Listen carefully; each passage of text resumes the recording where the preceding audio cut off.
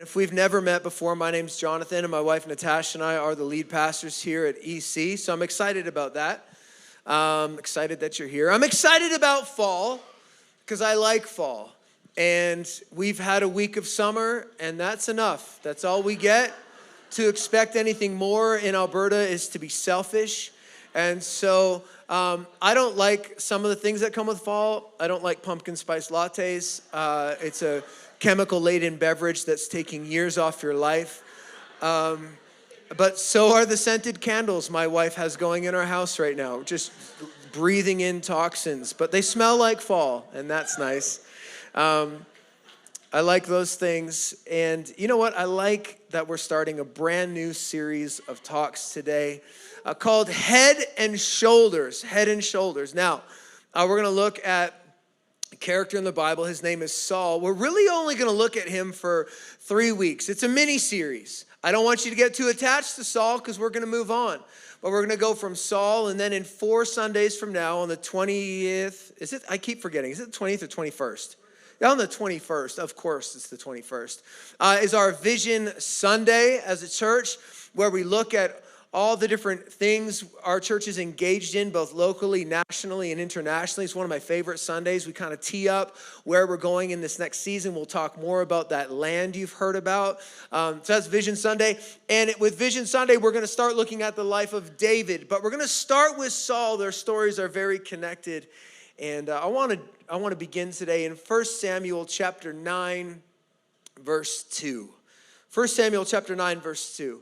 It says, there was a wealthy, influential man named Kish from the tribe of Benjamin. He was the son of Abiel, the son of Zeror, the son of Becherath, the son of Aphiah, of the tribe of Benjamin. His son Saul was the most handsome man in Israel. Now listen, this would be different if it was his mom saying this. We wouldn't believe it because every mom's like, but my son is the most handsome. But this is some narrator, we're not even sure who it is, and they're saying he's the most handsome man in Israel, head and shoulders taller than anyone else in the land. This is our biblical introduction to Saul. He's chosen to be the first king of Israel.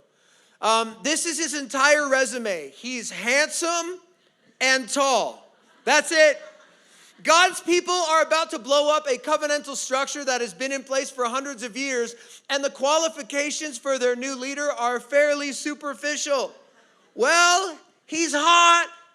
He should definitely be in charge of the entire nation. Saul was People Magazine's 1030 BC sexiest man alive. So he's the guy, head and shoulders. Imagine being the person who actually writes this down. Okay, so I'm going to record scripture and introduce Saul to the world. Should I talk about his character? No. His leadership? No. His faith? No. I really think you should focus on his jawline and his sculpted abs. That's what people want to know in a few thousand years. How hot was he? Every average-looking guy in Israel is like, well, I guess I'm out. I'll just be a shepherd then. I certainly can't be a king. If I was alive at this time, I wouldn't have been selected because God, for some reason, saw fit to stop me growing at 5 feet 11 and 7/8 inches. And so I didn't even hit 6 foot. I am head and shoulders above very few people. Head and shoulders. Do you remember the kids' song? Head and shoulders, knees and toes? Like some of you? Some of you remember it. Some of you are looking at me like you don't. And I'm wondering, how do you even know what your body parts are called? That makes sense to me. Okay, so I didn't know this till recently, but there are multiple sort of melodies to Head and Shoulders, multiple versions of the song. So I grew up with the one that sounds like London Bridge is falling down. So head and shoulders, knees and toes, knees and toes. Some of you know that one. Don't get carried away. But then there's also like this other one, which is, I don't know, it's like the club remix or something. But it's like, head and shoulders, knees and toes, head and shoulders, knees and inferior. But just by show of hands, I'd love to know how many, you would have known and grown up on that first version, like that was your version.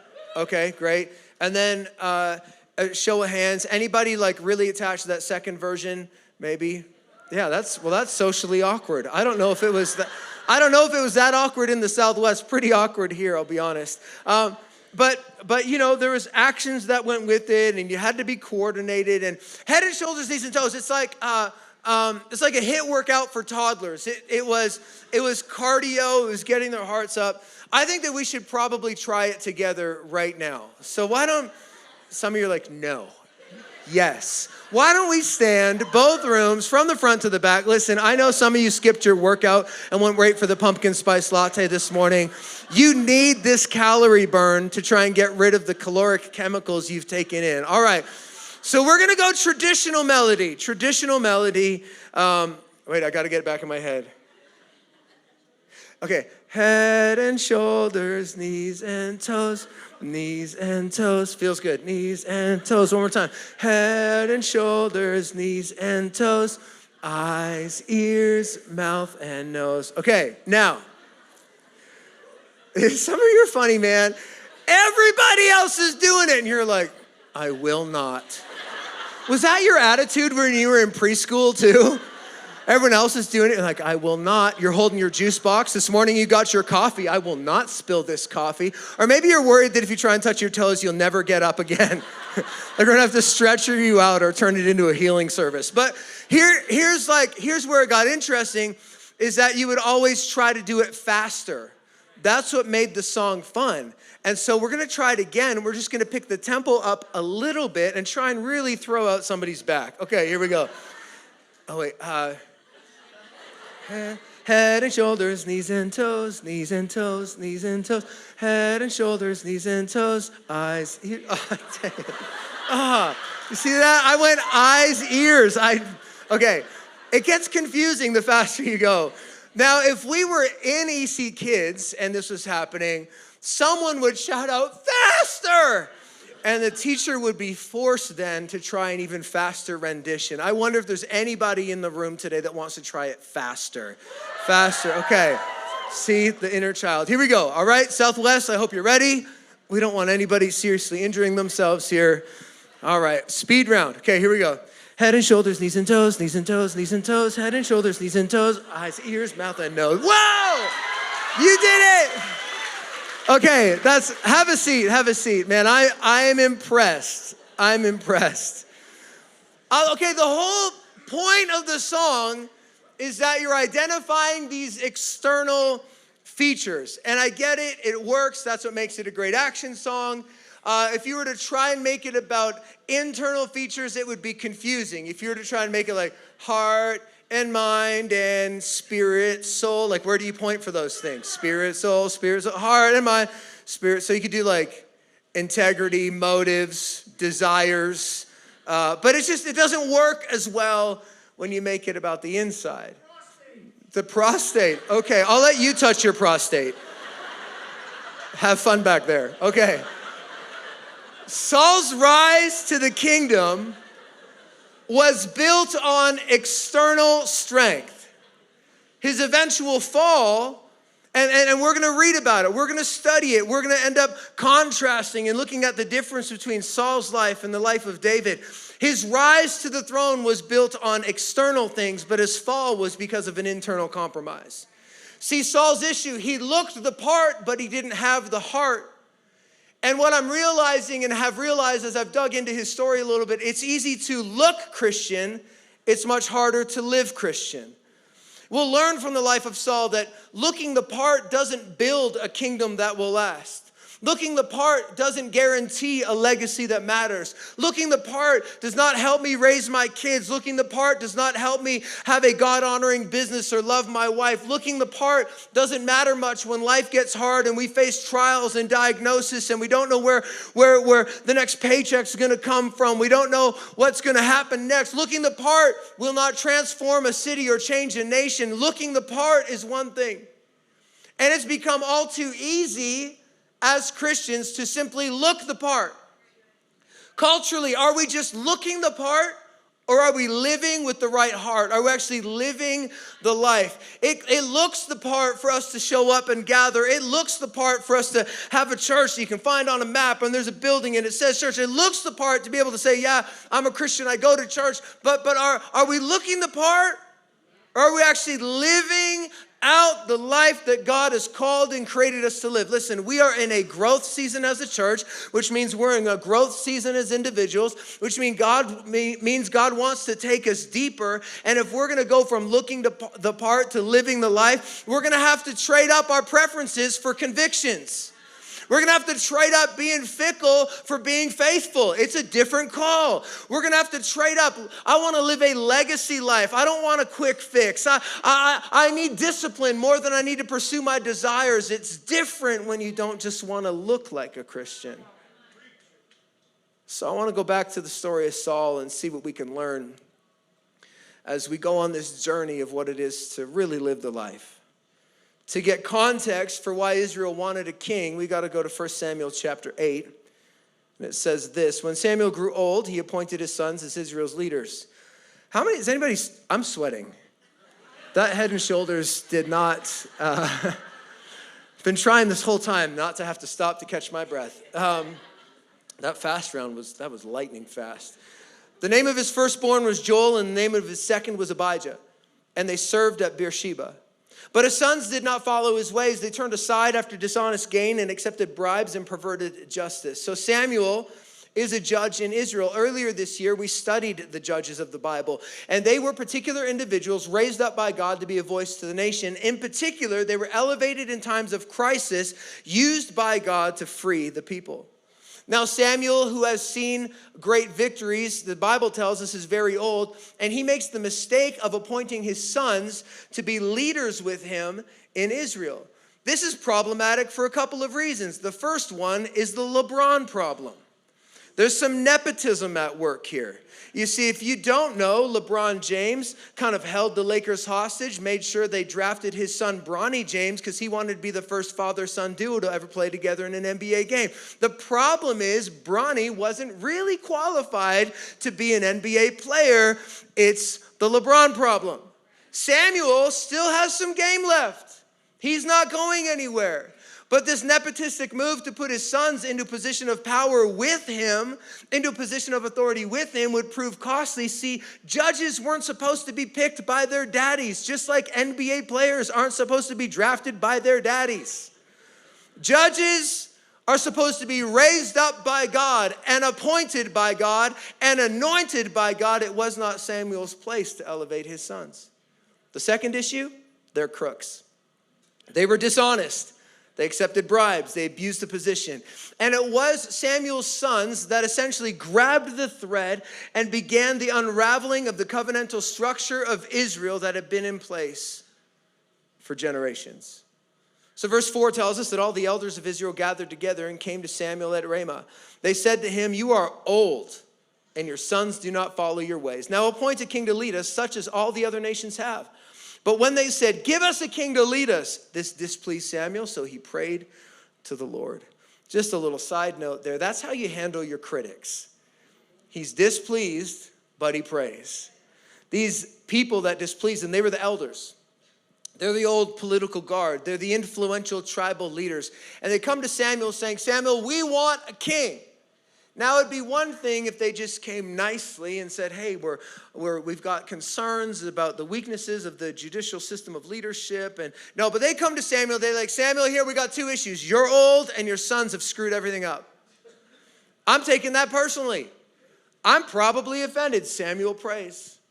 These leaders, they're wanting a king. Now, wanting a king is not the worst idea. In fact, there's nothing wrong with wanting strong leadership, but the issue of the Israelites is outlined very clearly in that they wanted a king such as other nations had. See, that's the problem.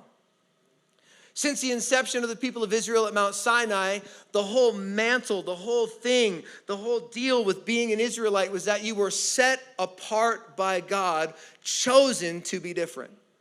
Intentionally chosen by God, not to be like other nations. It was the calling on them to be unique. It was the calling on them to order their lives and their culture and their morality and their family and their business and their convictions and their worship around the word of God and the person of God and the promises of God and the law of God. It was on them to rely completely on the supernatural leading and divine intervention of God for every situation they had. It was a special relationship, and God promised, you will be my people, but I will be your God. You are different. And in being different, they were supposed to be a light to other nations.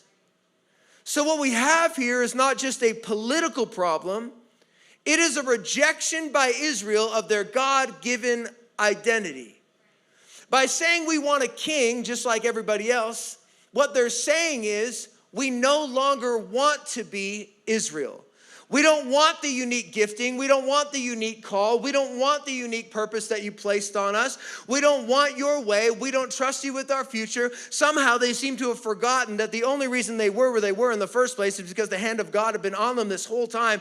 Yet now they're saying, we don't want your leadership. We want to blend in. We want to be like everybody else. And what Israel is God's chosen people in the Old Testament. The church is as God's chosen people in the New Testament. In fact, in 1 Peter chapter 2, verse 9, it says, but you, that's us, that's the church, are a chosen people, a royal priesthood, a holy nation, God's special possession. Peter is intentionally using Old Testament language to drive home the reality that the church has taken the place of Israel.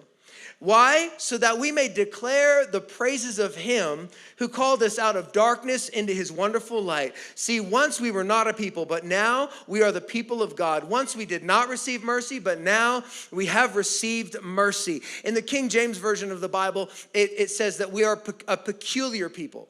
Like you're a little different, a little strange. Like when you show up into a room, everybody should be like, man, one of these things is not like the other.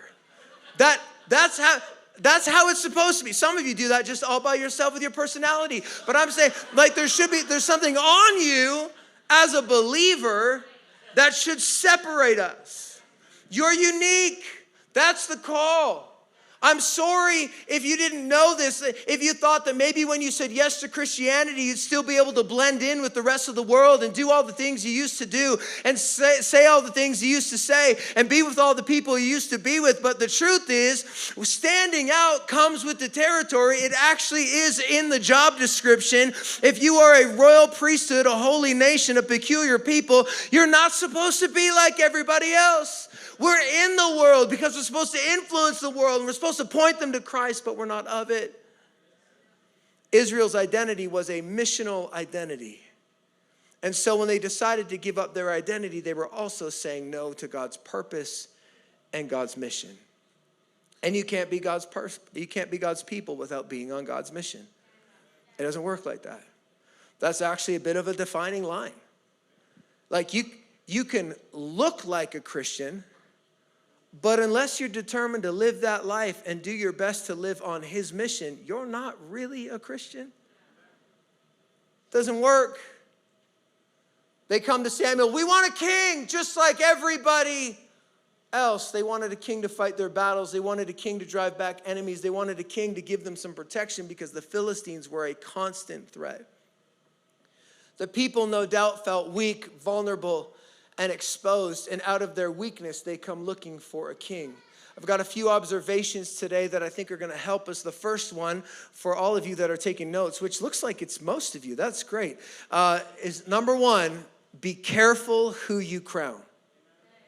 Be careful who you crown, especially in a moment of weakness. Be careful who you crown. See, the truth is, everyone serves someone. You and I have a king in our lives. Someone wears the crown, someone is the authority, someone has top spot. And how do you kind of know who's got the crown in your life? Well, where do you go to for strength? Where do you go to for security? When you're having a bad day, where do you go for relief? Where do you anchor your identity? Where do you find your purpose? What do you do when you feel vulnerable? Where do you turn for significance? That's where you've placed your crown.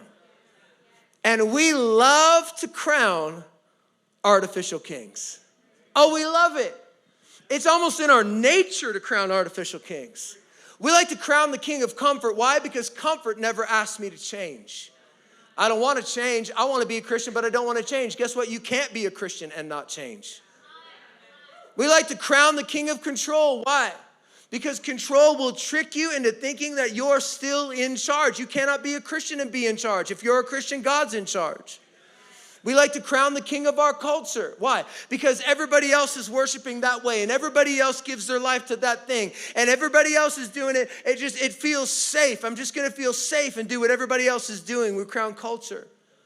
There are people in this room, and like me, at times you struggle because your natural tendencies to want to crown comparison king because you're keeping your eye on everybody else's highlight reel, and you're thinking, man, if I can just keep my image polished and my presentation clean, then I can look like I'm better than others, and if I look like I'm better, I'll start to feel like I'm better because I put my crown on comparison.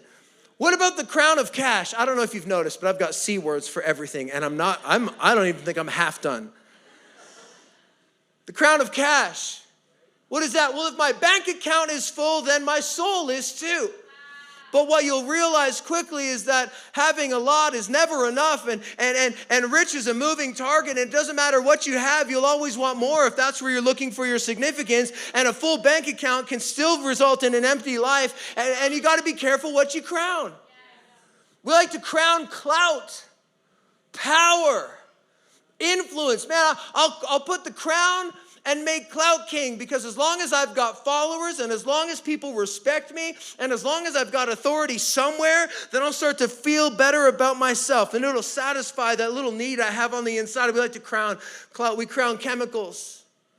Why? The substances, the things that take the edge off on a bad day, the way I try and cope through a tough season, the place I turn to, the bottle I turn to, the porn I turn to, the pill I turn to, the thing I turn to try and just survive another moment and function normal. No, we crown chemicals. We crown cravings. In fact, this may be one of the most dangerous kings that our culture offers. Crown your craving. Make a king of your desires, of your preferences, of your sexuality. Make a king out of what you feel. Do what you feel. Don't worry about your created design and God's purpose and what's right or wrong. Crown your craving. Make your craving boss. Make your craving rule. We crown crowds because we'd rather fit in with people than stand out for God. We crown career because we think, man, but if I'm just more successful, then I'll feel better. I'll be saved. We crown chaos.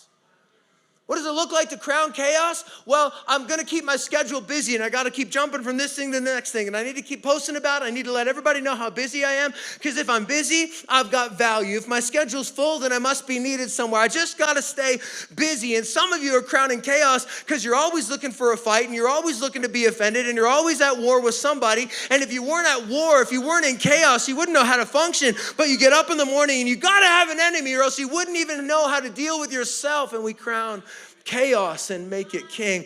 Artificial kings will not satisfy, will not sustain, will not heal, will not transform. They will not work in the long run. The people wanted a king to fight their battles, drive back their enemies, and give them some protection. They wanted a king so they could be like everybody else. And God says, okay, Sam, give him a king. It's funny, right? Because you read things like that, and this is a pattern that repeats over and over in Scripture. You read it, and there's part of us that's a little self-righteous, and we're like, God, why would you let them do something that's so harmful? You must not be a good God. You must not really love people if you're willing to let them do something that's destructive. But imagine how you'd respond if God didn't let them choose. See, that's actually what God's doing, is he's just keeping his word to let them choose. This is what free will looks like. Free will is choice. So yeah, no, God doesn't intervene. When they say they don't want God, he says, okay, that's fine. Go have a king like everybody else. then have a life like everybody else and try and navigate pain like everybody else and try and parent like everybody else. Then fine, go ahead. Worship like everybody else. Let me see how that works out for you. God does not force himself into our lives. He will not force anybody in this room to make a choice, but he always lays the choices out there for us. It says in Deuteronomy, you either choose life or you choose death. And so often we throw crowns on artificial kings, and in doing so, we reject God and choose death. Oh, but we're like everybody else. But I blend in. Be careful who you crown. Why do you have to be careful who you crown? Because, second point, there is a cost to who you crown. It costs you something. Verse 7, the Lord told Samuel, listen to all that the people are saying to you. It is not that they have rejected, but they have rejected me as their king. That's actually good for you to remember, because when you try to live the Christian life, people won't always get it. Some of you are living in the middle of that right now. We've got a lot of people in our church who are brand new to the Christian thing, like weeks into it, days into it. And you're starting to figure it out. And as you go back to work or you go back to your family, you share what's happening in your life. They don't always understand. They don't get it. They don't get the convictions. They don't get the change in lifestyle. They don't get the fact that you'd want to be in church on a beautiful summer Sunday. They don't get it. They don't understand. Listen, it's not you they're rejecting. It's God. As they have done from the day I brought them out of Egypt until this day, forsaking me and serving other gods, so they are doing to you. Now listen to them, but warn them solemnly, and let them know what the king who will reign over them will claim as his rights. You know, God is essentially saying to Samuel, he's like, dude, just make sure you get them to read the side effects. Because there's side effects to having an artificial king. Now, I try to make healthy choices. I also try to live a balanced life. So I can eat clean all day and then eat a whole bag of golden Oreos at night, and I feel like that's balance. One of the things I've done for several years to try and make sure that I'm balanced and healthy is I drink sugar-free Red Bull instead of regular Red Bull. Why? Because that sugar will kill you. And this is how low the bar is for me making healthy choices. You know, I'm choosing the lesser of two poisons. But the can says sugar-free. And it's light blue, which looks healthier. But then you read the label. Don't ever read the label. The worst thing that ever happened between me and my relationship with sugar-free Red Bull is that for my birthday a couple of years ago, when I showed up to the office, the staff had shot glasses all around the table with sugar-free Red Bull in it, and I saw the color. It actually looks like fuel for your body. It was amazing. But when you start reading the items, you're like, okay, it's got aspartame, it's got sulfame, potassium, taurine. It doesn't even sound like food. It sounds like ingredients in a car battery, but it's sugar-free. And I've made the mistake of looking up the side effects of these artificial sweeteners, and it's like, yeah, it may cause bloating. Obviously, I live there. Headaches, have one right now. Mood swings, ask my wife. Confusion, anxiety, heart palpitations, check, and check. Maybe cancer in lab rats, I don't know, but it's sugar-free. I'm gonna have it anyways. 0 calories, gives me a little burst. God says to Samuel, you need to tell them about the side effects of crowning your own king. Samuel told all the words, verse 10, of the Lord to the people who were asking him for a king. He said, this is what the king who will reign over you will claim as his rights. I want you to count with me the amount of times we see the word take, okay? This is a group exercise. He will take, listen, why don't you say it with me, okay? I want you to feel this a little bit. Samuel told all the words of the Lord to the people who were asking him for a king. He said, this is what the king who will reign over you will claim as his rights. He will take your sons and make them serve with his chariots and horses, and they will run in front of his chariots. Some he will assign to be commanders of thousands and commanders of 50s, and others to plow his ground and reap his harvest, and still others to make weapons of war and equipment for his chariots. He will take your daughters to be perfumers and cooks and bakers. He will take the best best of your fields and vineyards and olive groves and give them to his attendants. He will take a tenth of your grain and your vintage and give it to his officials and attendants. Your male and female servants and the best of your cattle and donkeys he will take for his own use. He will take a tenth of your flocks, and you yourselves will become his slaves. Take. 6 times, Samuel tells us, is gonna take. 6 times. It is, and we know this, we're Canadian, it is the business of centralized government to take from its people. That's why we pay taxes on our paycheck and taxes on our stuff and then taxes on that stuff and then taxes when you sell it on Facebook. Just taxes everywhere.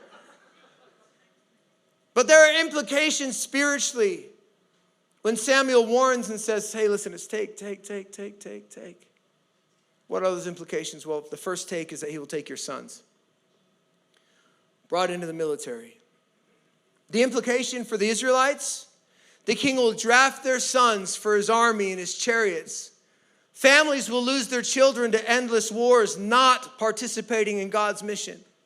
The implications for us is when we enthrone anything other than God, when we enthrone ambition, when we enthrone money, when we enthrone addiction, when we enthrone culture, it consumes the next generation. And what you enthrone, your kids will inherit, and they will end up fighting battles they were never meant to fight because you kinged something you were never meant to king. Be careful where you put the crown. The second one, he will take your daughters. The implication is that the daughters are taken, they work in the kitchens and make perfumes and for service. What's happening? They are essentially being robbed of their God-given identity. When you give the crown to a false king, it will always strip away your dignity and your calling. When culture and sin reigns, men and women become commodities serving the appetite of the idol instead of walking in their God-given purpose. We know that's true because every time you've chased an idol and tried to make an idol happy and you've chased success or you've chased sex, you've chased these things, it leaves you depleted. You're now just being used to satisfy the king you've put on the throne. The third take is he'll take the best of your fields, your vineyards, and olive groves. Listen, the land that the Israelites had was an inheritance from the Lord. It was intimately connected to their identity and provision. And the king that they crowned would seize the very best of what God had given them. The implication, every false king in your life will take the best of you. It'll take the best of your time, the best of your energy, the best of your creativity, and it'll leave you with scraps instead of abundance. You feel empty, it's probably because there's a false king somewhere on a throne in your life. The fourth take, he'll take a tenth of your grain and your vintage. The implications. For them, God had asked for a tithe as worship. But kings always demand a tithe, not to worship, but to control. We believe in the tithe here at Experience Church.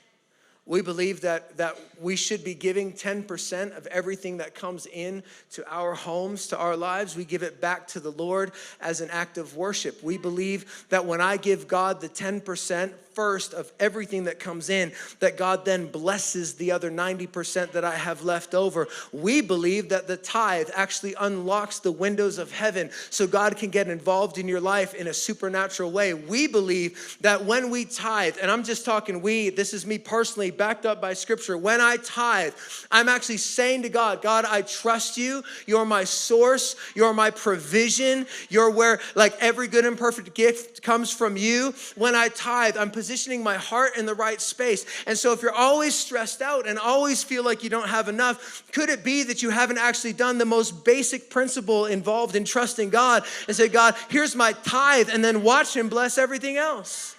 The implications, false kings are like a tax on your worship. They steal your devotion. They steal your focus. They steal resources that belong to God. And instead of giving your first and best to him, you end up giving your first and best to the king that you worship, and you're left empty. The fifth take, he will take your male and female servants, the best of your cattle and your donkeys. What's the implication? Well, for the Israelites, the king would redirect labor and strength away from families and use them to serve his own agenda. The implication for us, sin and false kings will exhaust us. They take strength that we should have to serve our households, strength that we should have to serve our churches and our communities, to love our spouses, to raise our kids, and we'll be burnt out on empty pursuits. You cannot tell me that being stuck in a pattern of sin is not exhausting. It will wear you down and zap you of your strength until you feel like you've got nothing left. It will take your strength. The sixth take says he will take 1/10 of your flocks. The flocks are a representation of future provision and multiplication. So to take the flocks was to rob the Israelite families of their tomorrow. And anything that you and I choose to enthrone above God will steal your future. It will relentlessly devour your legacy, your impact, and the blessing that God means to give to you, to flow through you, will be robbed by the worship of a false king. False kings take. And when Israel rejected God as king, they said yes to a system of subtraction where what they worshiped would constantly be taken from them. False kings will make you feel heavy. False kings, Samuel said, reduce them to slaves. The king you choose will assume these rights that should belong to God. Samuel pleads with the people, guys, it's not worth it. Don't worship a false king. Don't demand you don't need a king like everybody else. He actually says in verse 18, when that day comes, you'll cry out for relief in the king you've chosen, but the Lord will not answer you in that day. You'll reach a point, and anybody who's ever given their life to Christ has reached the point where the kings you've crowned do not satisfy, and you cry out to the Lord. See, we will all cry out for relief from the kings we choose when that king is not Christ. The kings that become our slaves, our masters, the kings that own us. It's interesting to me that the word own is in the word crown. What you crown will own you. And sometimes God will let you have what you want just to show you it's not what you really needed. Samuel pleads with the people, but they refused to listen. No, they said, we want a king over us. Then we'll be like all the other nations, with a king to lead us and to go out before us and to fight our battles. When Samuel heard all that the people said, he repeated it before the Lord. The Lord answered, listen to them and give them a king. Listen, rejection of God is not new. From the Garden of Eden onward, humanity has rejected God's rule. You and I rejecting the Lord today, and that natural tendency to do so, to crown something else. And we like to crown things we can see, and crown things we can touch, and crown things we can feel. The tendency to reject God it's not unique to you. It's not unique to me. I think that's very important for us to establish today, that there's not a single person in the room who isn't tempted on the daily to trust somebody else with the crown. We all do it. The Israelites weren't the first, and they definitely weren't the last. But I've got good news. Because see, you got to be careful what you crown. And there will be a cost to what you crown. But there was also a cross with a crown. And it tells us in John chapter 19, verse 15, that Jesus, after he'd been arrested and beaten, stood before Pontius Pilate. And the crowd shouted, take him away, crucify him. And Pilate said, shall I crucify your king? And guess what the mob said? We have no king but Caesar. We want to have a king like everybody else. We don't have a unique king. We're going to worship the world's king. That was their answer. And when he stood there rejected, Jesus had a crown of thorns dug into his head. Standing there before Pontius Pilate, bleeding out of his head because the thorns were dug in and twisted. Why did he have a crown of thorns? It wasn't that that's all they could find. It wasn't that they just wanted to inflict pain. You see, they meant it to mock him, but it was actually a prophetic declaration that now there was a king who was different than every other king. See, you've had kings in history. There are kings who've conquered with swords and kings who ruled with fear and kings who built thrones on the backs of broken people, but this king was different. This king came riding on a donkey, not a war horse. This king didn't come wearing a golden crown, but had a crown of thorns. This king didn't come to take from you, but came to give his life for you. Saul stood head and shoulders above the rest, but there is one who stands above them all, and he is the King of Kings and the Lord of Lords, and his name is Jesus. And guess what? For every broken heart and every sick body and every anxious mind, he is a king who comes to heal, and a king who comes to open blind eyes, and a king who comes to unlock deaf ears, and a king who comes and makes demons tremble, and a king who came to conquer death and hell and the grave. He was not voted in. He cannot be voted out. And every president and prime minister, every power and authority, every nation will bow at the feet of this king. And when his name is spoken, everyone will submit. This king. When all other crowns have been cast down and every other kingdom has crumbled, when every other ruler has fallen, there will still be one king standing, because the cross had a crown, and his name is Jesus, and he's still the King of Kings and Lord of Lords. And Mark chapter 10 verse 45 tells me that he did not come to be served, but to serve and to give his life as a ransom for many. We have a king. I'm going to invite you in both rooms to quickly stand with me before anybody leaves. We have a king. And I want you just to close your eyes for a moment, and I want you to just ask yourself the question. I want you to give yourself a moment to let the Holy Spirit speak to your heart. Ask the question, God, who's my king? Where have I put the crown? Because see, if Jesus is the King of Kings, then he has all authority in your life. If Jesus is the King of Kings, he's more than just a get out of jail free card. If Jesus is really your king, it's not just about getting out of hell. The truth is, if Jesus is your king today, he wants to liberate you from fear and break the chains of anxiety and break the bondage of sin. And he wants to do it all to show the world his goodness on display if he's your king. But we habitually choose other ones, and we miss the purpose and plans of God. You don't need another king. You've got one. With your hands lifted, let's declare him King and Lord today.